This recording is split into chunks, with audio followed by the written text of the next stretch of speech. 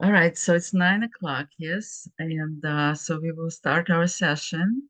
It's the first session of the day. There are other sessions, other presentations in other rooms, so hopefully we'll see it on recording.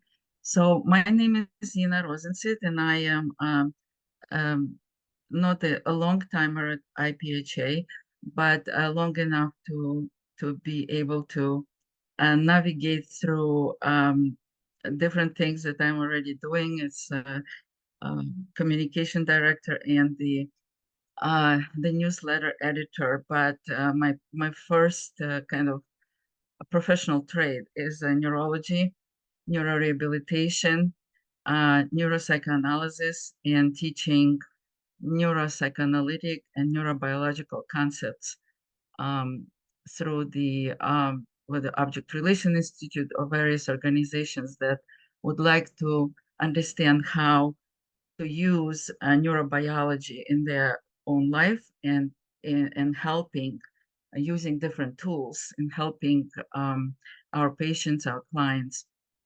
So I named my presentation and titled it as Neurobiology Tools for Fostering Post-Traumatic Growth and Cultivating Global Peace.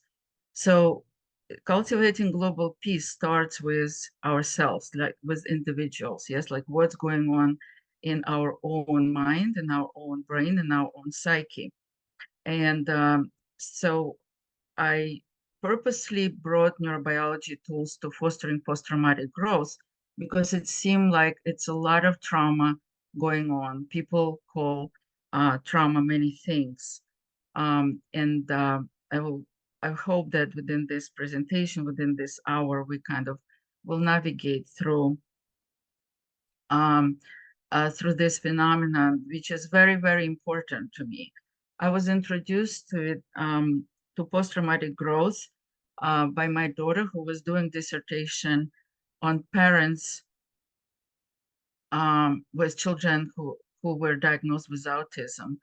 And she was looking into um, anything good that happened from that so-called trauma of having a child with a neurodevelopmental condition, because it is really trauma. You know, you're kind of ostracized from the society as a parent because your child's behavior is not accepted, or you seclude yourself because you feel that this is the best for your child and for your family.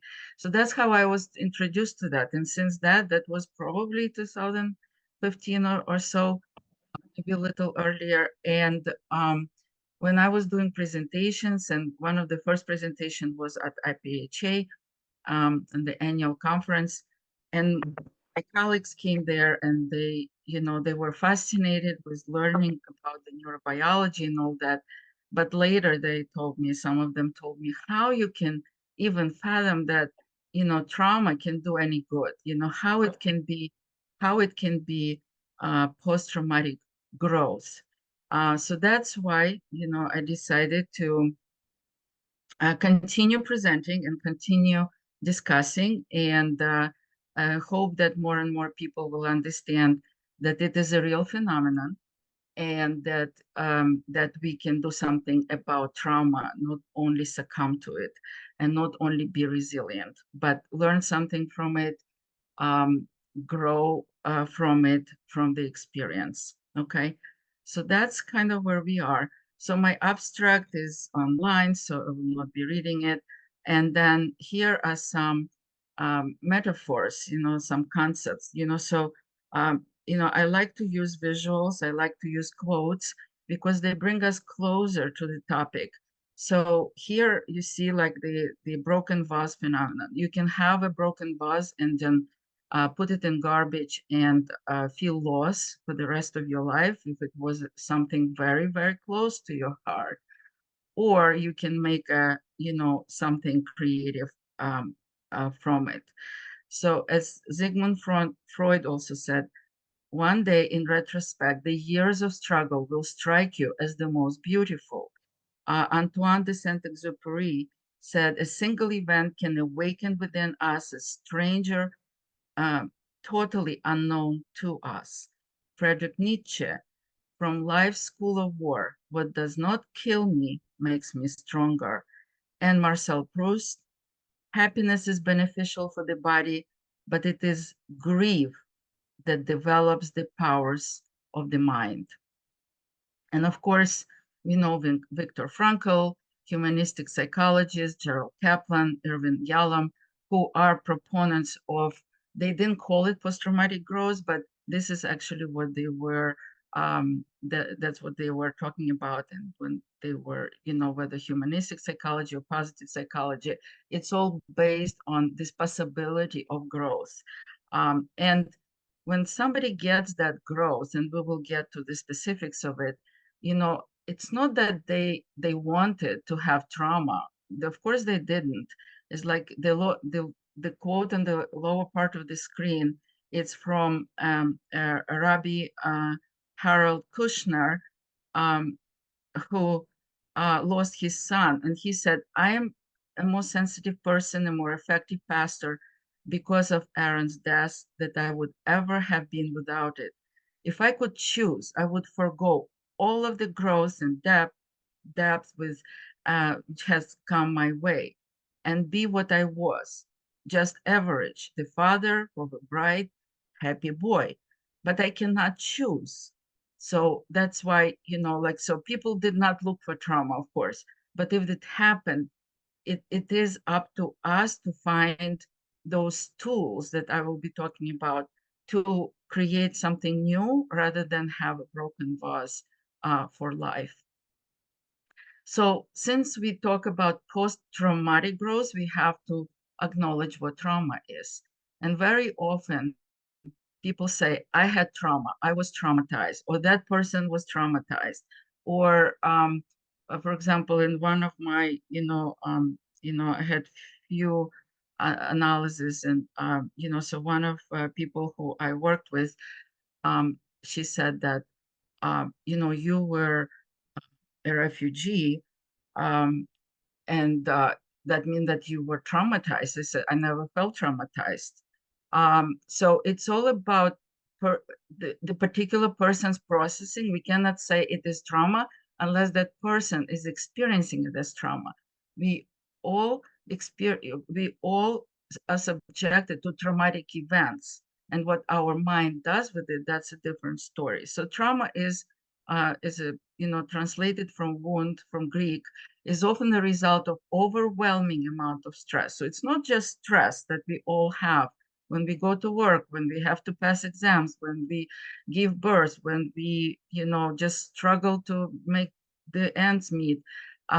So the overwhelming amounts of stress that exceed one's ability to cope or integrate the emotions involved with the experience, that's what becomes trauma. The psychological trauma is a type of damage to the psyche that occurs as the result of severely distressing event. So we should talk about distressing event, traumatic event, rather than talking about that this is definite trauma. We don't know what this person is experiencing. And of course, it could be physical sexual abuse, domestic violence, kidnapping, divorce. It could be like your dog got hurt and you can get traumatized, so and nobody will understand you. It's just a dog or it's just an insect. But this is what trauma can be. So there are many phases of trauma. So when we have, addiction, gambling, obsessive piercing, pain addiction, self-mutilation, drug abuse, all that, those are phases of trauma.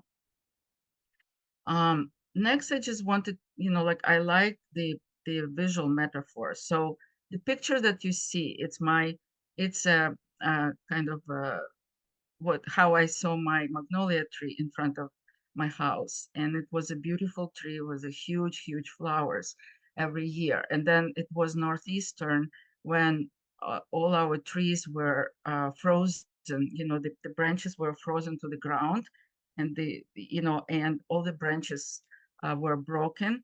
And my magnolia tree for 2 years was looking like that. Everybody was like sending me almost sympathy notes, all the neighbors, because that was a tree that everybody knew. So that's what the trauma is. It's when from something beautiful, from a normal life, we have a broken life. As Lynn Margolis said, the essential psychological effect of trauma is a shattering of innocence. Tedeschi and Calhoun and Tedeschi, I don't know who is first and who is second, but these are two people, the neuropsychologists from one of the Carolinas, who in 1990s they worked with the U.S. veterans who returned from war, and they saw that some veterans, they completely broken down. They have PTSD. They never can get up from that. They can never put their life together. And there were others who maybe were amputees. They experienced the same thing. So, and they were thriving after some time, after processing what happened to them. And I had my own experience when I was covering as an NYU faculty. I was covering the Manhattan VA, and I had, two of my patients were from the same unit from, I believe, Afghanistan, and and the whole unit was blown up in front of them. So two people, they had the same experience, the same kind of thing happened in front of them. They lost their brothers because they felt like they were brothers. One never could recover from it, and had few suicides already, the attempts by the time I left, uh, that coverage. And another one, he was a double amputee. He put his life together. He got married, uh, and he also opened a company that, by the time I was still there, it was already a it was $1 million company. So they experienced the same, but they had different results. So was it one trauma and the other not? So the traumatic event was there, but the trauma is all about how we process what we experience. So the trauma, as per Calhoun and Tedeschi, is unexpected, out of ordinary, and creates long-lasting problems, substantially interrupt personal narrative. Psychological trauma is when assumptions get crushed. These assumptions, this scaffolding of our lives and our well-being are: the world is benevolent, the world is meaningful, controllable, predictable, and just, and we are invulnerable. And the third is that we are worthy, decent, and good people who deserve the good happening to us. So if we use that as a scaffolding of our life and our perception of the world, what happens when something bad happens to us? We think that we are bad. What happens if we see that something bad happens to another person? That is assumption then that other person did something wrong. So it may be not that good person. And the positive psychologist Joseph said in his book, What Doesn't Kill Us, trauma brings this scaffolding crashing down, exposing us to the stark realities of existence, namely that we are frail and mortal.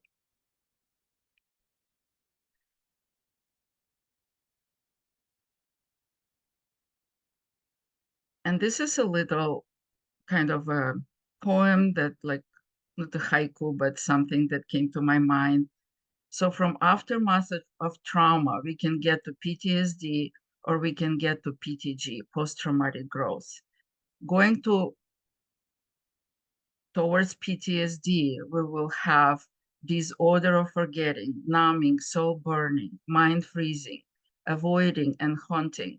Those are the words from people that experience PTSD. Those were taken from the case examples. And then those who experience post-traumatic growth, never forgetting but liberating, healing, burning, connecting, and inspiring. Those are the words that that also taken from case examples when we did a study for, like examining post-traumatic growth in people who experience neurodevelopmental conditions. I mean, not people who experience, but their parents and their siblings. So here on the bottom, another image to connect to. This was my magnolia tree before. That's how it what became because of the northeastern. And after 2 years of healing and wrapping the, like the branches and cutting them and nursing them, this is how my magnolia tree, it has even bigger flowers than it has had before. So this is kind of my symbol of post-traumatic growth. So post-traumatic growth happen more than we think of.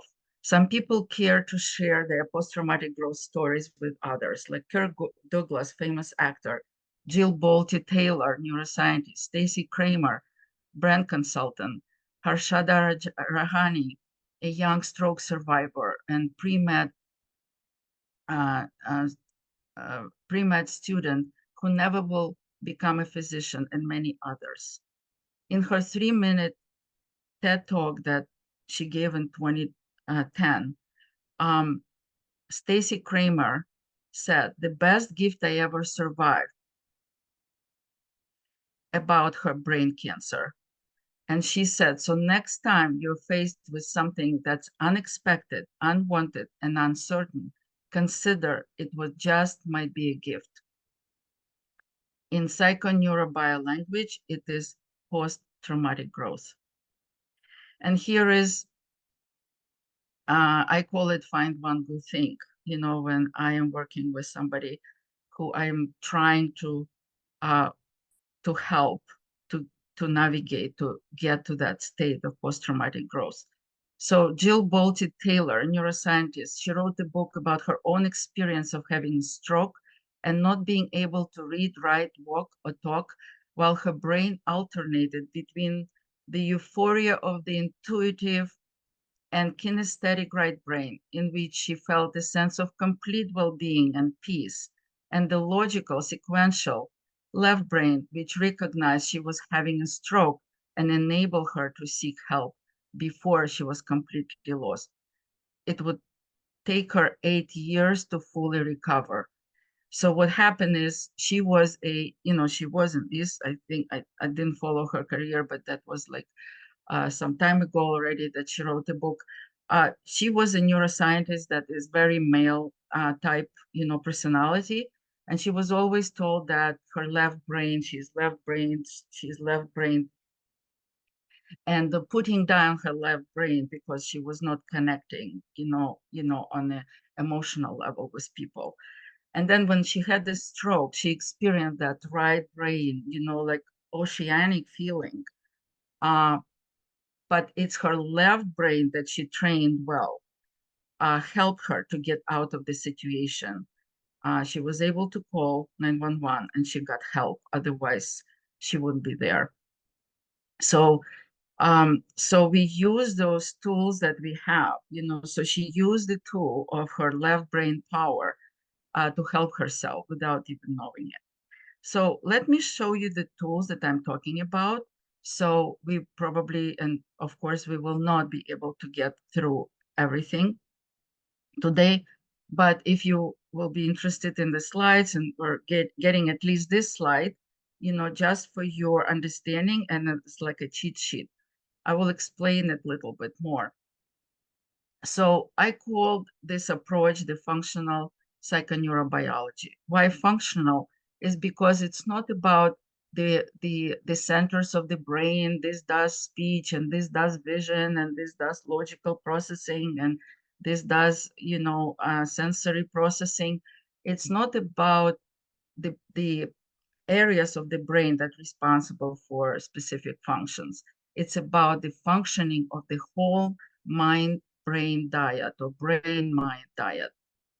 So this is one of the phenomena, the brain-mind diet. So when we are in our mom's wombs, we have we develop the brain from the ectoderm, from that clump of cells. Why I don't have my video on, I don't know. Nobody told me I don't have the video on. Okay, so it's easier to connect when you see my face, correct? So sorry about that. So we have already brain developing when we are, in the first months of gestation. And then the mind start to develop while we're still in our mom's wombs, because our moms experience something, the hormonal changes, the oxytocin, the neurotransmitters, the dopamines, the stress hormones, they're all flowing through our bodies too, and they get to our brains and help to develop our brains, and not only our brain, but also the creating our mind. So the mind is kind of a non-material kind of creator, of who we are, of ourselves, while the brain provides the material substance for it. And like some people said, in the past, they were telling me, like especially when I was presenting to philosophers, who of course, subscribe to I think, therefore I am, and I am subscribing to that too. But mostly we're saying I link, therefore I am right now, if you're in the neuropsychobiology world. So the brain provides for the mind, and the mind provides for the brain's development. So they are two sides of one coin. So it's not one or the other. They're both together representing a dyad. Another phenomenon is a triune brain and triune brain plus. I call it plus because triune brain only covers, and we will go through triune brain in a second, only covers going up from neck up. But when we have psychosomatic conditions, the trauma lodges in the body, and because the trauma lodges in the body, we experiencing the processing through the triune brain plus phenomenon. Then brain laterality principle. This is left brain and right brain. We already were talking about the Bolte, who used her left brain to help her out, but she experienced now the right brain function, which is all feeling good and perceiving everything as holistic. We also have synaptic pruning phenomenon. Don't use it, lose it. We know don't use it, lose it as a phenomenon that the concept we use for dementia. So if you don't use your brain, you lose it. But it also pertains to anybody. You don't have to have dementia. You can so-called become demented if you stop providing your brain with some food for thought, with some kind of hurdles to overcome. And if you, like, for example, it is known that somebody, like probably that maybe people that that when they got into retirement, they very quickly got into this state of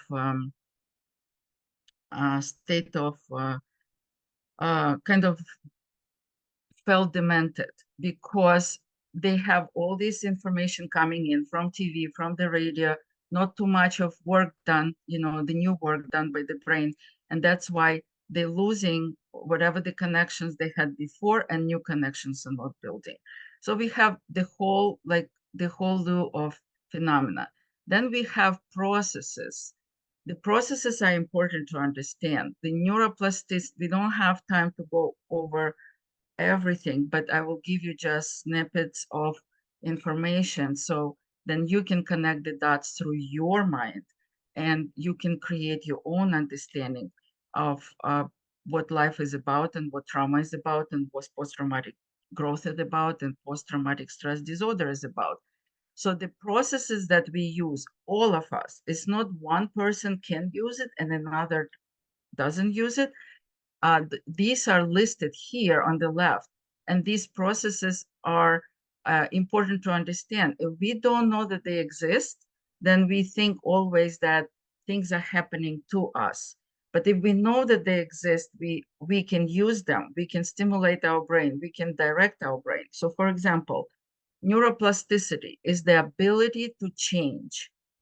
The ability to change. So we can change to the worst and we can change to the better. And usually, when we acquire various habits, um, the habits are usually not the best. Yes, like they usually on the side of, oh, like a lazy brain type of thing. Why? Because the brain is a big economist. If the brain does not have to work, it would go into default network mode, which is not doing anything or doing the least possible. Okay, so that's why uh, Dr. Rick Hansen, I believe he's a neuropsychologist. He's in California, and he's also a Buddhist, and he writes about Buddha brain. He introduced the concept of self-directed neuroplasticity.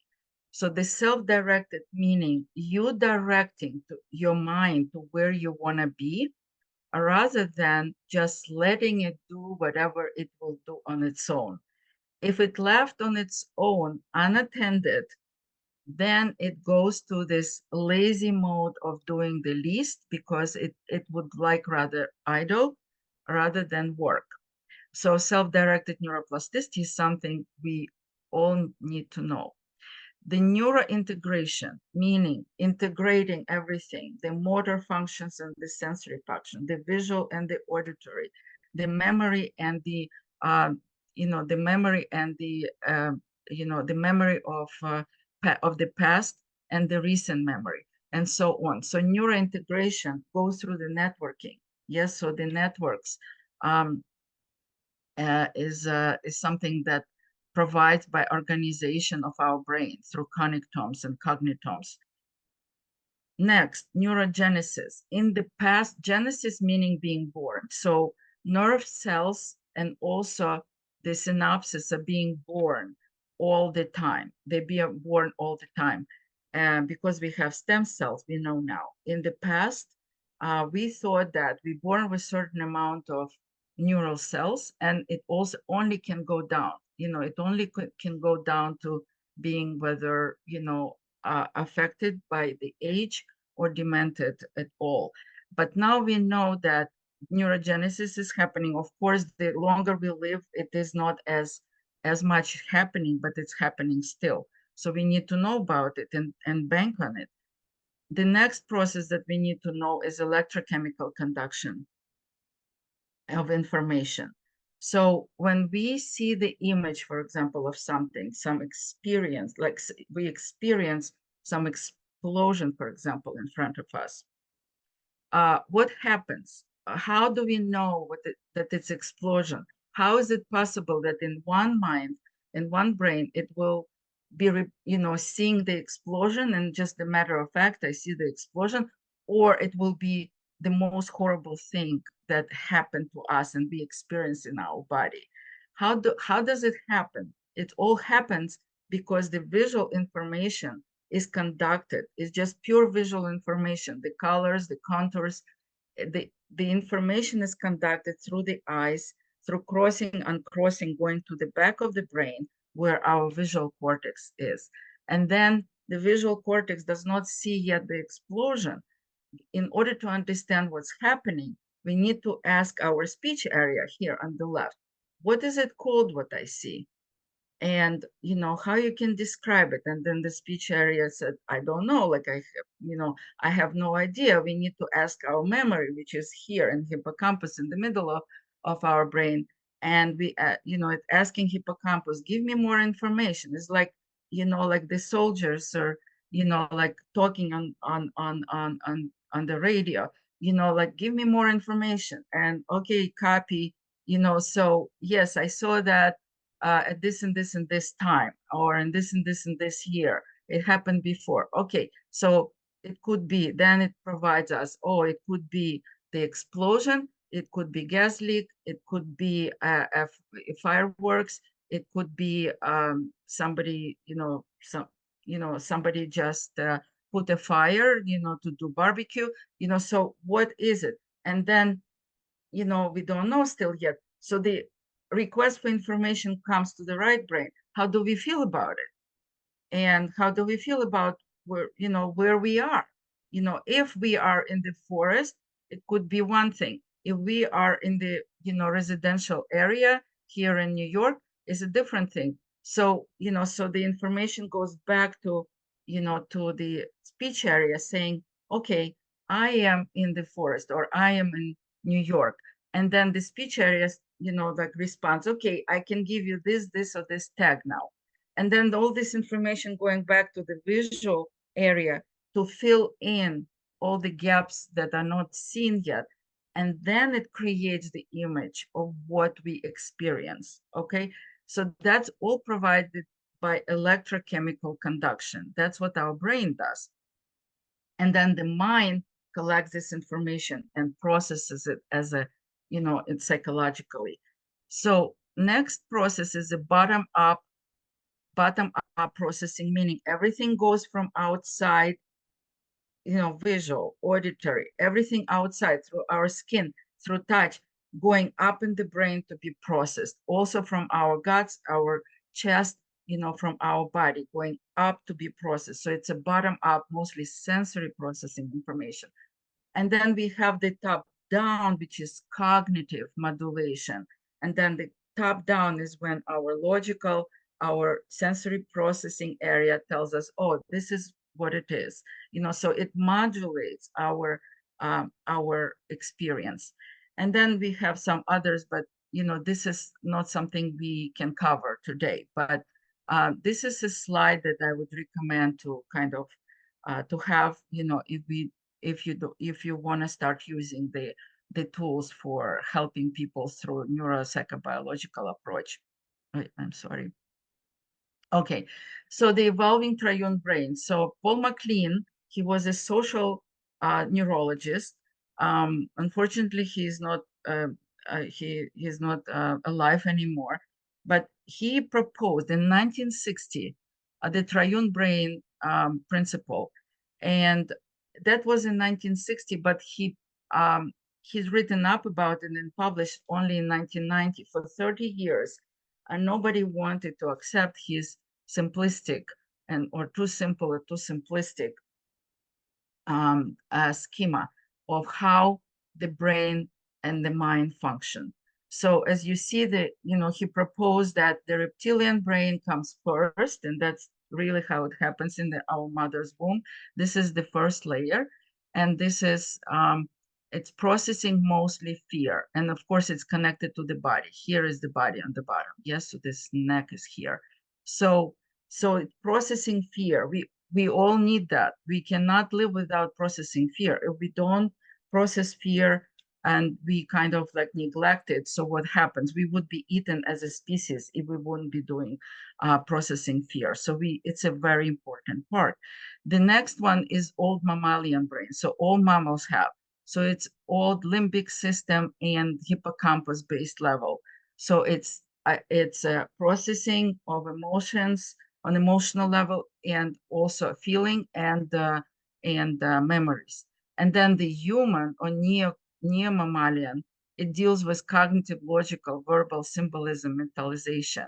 So here is another cartoon where we have a chart where the lizard brain, here is a red, is a brainstem and cerebellum in anatomical terms. It provides us with fight and flight reaction, and it goes on autopilot.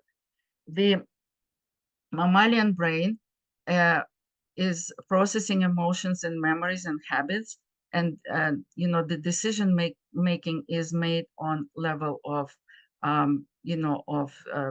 emotions and memory. And the neocortex is like a helmet with a 3 millimeter layer all over our brain, is providing us with language, abstract thought, imagination, consciousness, and it works on reasoning and rationalization. So here is important slide, to understand the trauma and post-traumatic growth, how we process everything. So this cartoon, this chart is taken, this picture is taken, adopted from Joseph Ledoux's book. And he is a classic kind of lab neuroscientist. So he is not a practitioner, clinician. He works in the lab, or worked in the lab at that time when he wrote the book.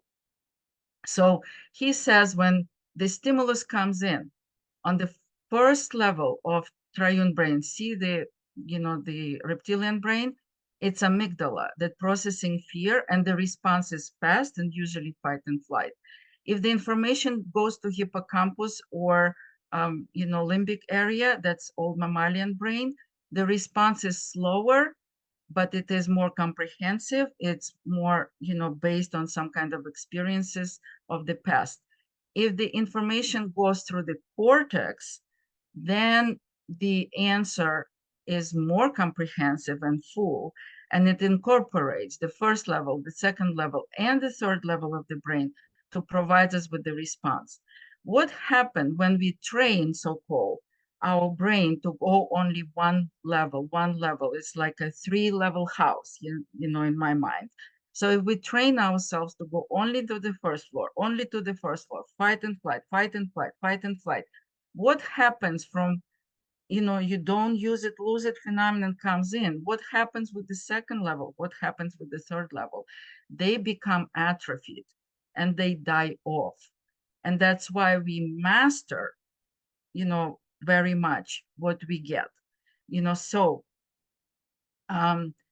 and between stimulus and response, what do we have? We have our brain to process everything and to respond on all 3 levels rather than responding only on one level. Now, here is, to understand post-traumatic growth, we have to understand how we respond to traumatic event or to stress. So there are 4 types of responses. Here is the adverse event. I have like 3 minutes left, so from my time for presentation, and then I will be responding to your questions. So there's an event, and our brain mind can go 4 ways. One is to succumb completely. That's when people commit suicide. That's when they have PTSD, and never can get back, to any normalcy of life. Then the second response could be survival with impairment, meaning coping. Okay. And then the next level is resilience, so we go back to our previous ways of being. And then the post-traumatic growth is here, is thriving after trauma. So okay, we don't really have time for going through all the slides, so let me just quickly go over. So what is post-traumatic growth, and what are the main factors of post-traumatic growth? What people experience when they experience post-traumatic growth? They experience these 5 main factors: relating more to others and with greater compassion, finding new possibilities in life, such as new roles and new people, appreciating personal strengths, spiritual change, and deeper appreciation of life and its meaning. This is what the Calhoun and Tedeschi proposed in 1990s. Now, this is what we had already in 2010. So about 10, like 20 years later, yes, or 15 years later, they already came up with the whole chart. So perceiving changes in self, you see, how people describe themselves: more humble, more special, more humanitarian, more mature, more alive, more creative. Those are self expressed, it's taken from real people, description. The improved relationships, what does it mean? They describe it as closer relationship with family and friends, neighbors, fellow trauma survivors, strangers. Find out who true friends are. The changing life philosophy and increased existential awareness. They have that reflection of mortality, meaning and purpose in life, finding reasons, making meaning from the trauma, vulnerability, and the shortness of time. Change priorities. What does it mean in their terms, in their words, is how and with whom they decided to spend their day. Appearance, nature, monetary goods, health, new appreciation of calling it a gift, the here and now, living here and now, simple things, time, change